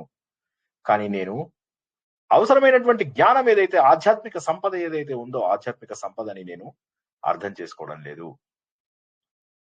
అని అప్పుడు ఆధ్యాత్మిక మార్గంలోకి వచ్చిన వాళ్ళు చాలా మంది ఉన్నారు. నేను మా నిజామాబాద్కి పరిపూర్ణానంద స్వామి అని వచ్చేవారు. ఈ పరిపూర్ణానంద సరస్వతి కాదు, పరిపూర్ణానంద అని పూర్ణానంద స్వామి, సారీ పరిపూర్ణానంద కాదు, పూర్ణానంద స్వామి అని వచ్చేవారు మా నిజామాబాద్కి చాతుర్మాస్యం సమయంలో. నాకు ఈ జూలై, ఆగస్ట్, సెప్టెంబర్, అక్టోబర్ నా పండుగ టైమ్స్ అనమాట. అమ్మ వాళ్ళతో వెళ్ళేవాడిని అలాగా. నాకేంటంటే మా అమ్మతో అలా వెళ్ళి మా అమ్మ ఇట్లా చీర కొంగు ఇట్లా పెట్టుకుని దాని కింద నేను తలకాయ పెట్టుకుని వెళ్ళడం నాకు ఇష్టం అనమాట. లక్కీగా ఏమైందంటే దానివల్ల 2 అడ్వాంటేజ్లు. వర్షం పడ్డా ప్రాబ్లం లేదు, ఎండ వచ్చినా కూడా ప్రాబ్లం లేదనమాట. అలా పాపం మా అమ్మగారు అన్ని కూడా ప్రేమగా చేసేవారు. అది కూడా మురిసిపోయేవారు. నేను చేసే ప్రతి పనికి మురిసిపోయేవారు. సరే, మొత్తం మీద పూర్ణానంద స్వామి గారు ఆయన చెప్తుంటే నాకు అనిపించేది ఇంత గొప్పదా ఆత్మానందం అని. తర్వాత మళ్ళీ విద్యాప్రకాష్ ఆనందగిరి ఆయన ఒకసారి చెప్పారనమాట. మేము అప్పుడు మాకు హరిచరణ్ మార్వాడి అనేది కొద్దిగా పెద్దది, అది అందులోపల ఆయనకు అరేంజ్ చేశారు. అప్పుడు ఆయన చెప్తూ ఆత్మానుభవం ఎంత అందంగా ఉంటుందో చెప్పలేమండి, అది తెలుసుకున్న తర్వాత నాకు అర్థమయ్యేది కాదు. కానీ నాకు అర్థమైంది ఏంటంటే ఏదో నేను పెద్దయ్యాక సాధించాల్సింది ఒకటి ఉంది, అది ఈ అన్ని రకాల ఆనందాలకి కూడా అతీతం. ఇప్పుడు నాకు మిగతా ఆనందాలు తెలియవు కాబట్టి ఓకే, కానీ వీటన్నిటిని దాటిందేదో ఉంది అని చెప్పేసి మాత్రం అర్థమైంది. కాబట్టి అటువంటి ఆనందం అనేటటువంటిది ఒక సన్యాస బట్టల్లో ఉన్నటువంటి ఆనందం కూడా ఒక పెద్ద కారులోంచి దిగి ఒక పెద్ద 10 మంది నౌకర్లు ఉండి ఏమీ లేదు, హార్ట్ అటాక్ వచ్చి చస్తారు వాళ్ళు, ఆత్మహత్యలు చేసుకుని చనిపోతున్న వాళ్ళు ఉన్నారు. అంటే ఏంటి? ఈ బయట ఉన్నటువంటి విషయాలలో సుఖం లేదు, కేవలము ఆత్మజ్ఞంలో మాత్రమే సుఖం ఉన్నది. కానీ ఈ రకమైనటువంటి భావం ఏర్పడుతుంది నా లోపల. అంటే నాకేంటి అనిపించడం లేదు, నేను నేను నేను అని ఎందుకు వస్తాయి అంటే ఆత్మ చైతన్యం అనేది బుద్ధి లోపల రావాలన్నయ్య బాబు. నీ బుద్ధి ఏం చేస్తుంది అంటే నీకు ఆలోచన నే గొప్పవాణ్ణి అని చెప్పేలాగా చేస్తుంది అని ఇది చెప్తుంది అన్నమాట. ఆత్మన సచ్చిత్ విడదీస్తున్నాను. ఎవరికైనా ముందు మామూలుగా చదువుతాను, తర్వాత విడదీసి చదువుతాను. ముందు మామూలుగా చదువు, ఇందాక సుమోహన్ గారు మధ్యలో మాట్లాడారని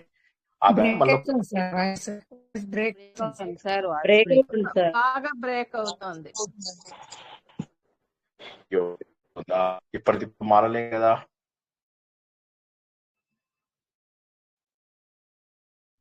చూద్దాం సార్ కాసేపు.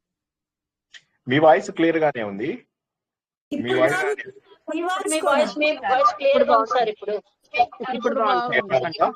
ఓకేనా?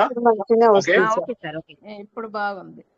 సరే, మళ్ళొకసారి చదువుతాను ఇందాక శ్లోకాన్ని, జాగ్రత్తగా వినండి.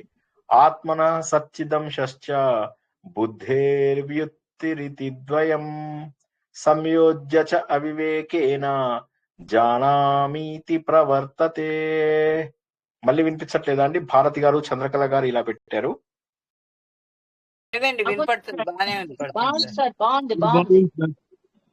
ఓకే, భారతి గారు, చంద్రకళ గారు, భారతి గారు, చంద్రకళ గారు.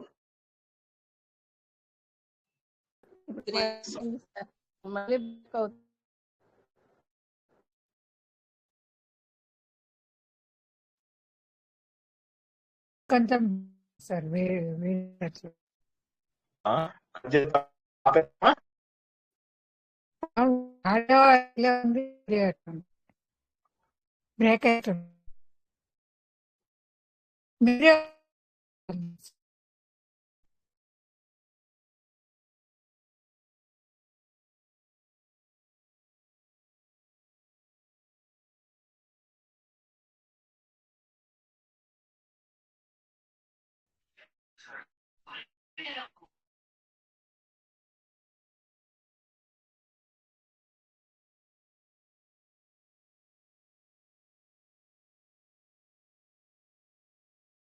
హలో, ఏమన్నా వినిపిస్తే కానీ ఇంకా ఇప్పుడు బాగుంది చదువుతున్నాను సార్.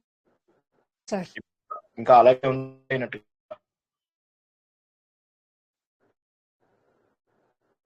ఉందామా?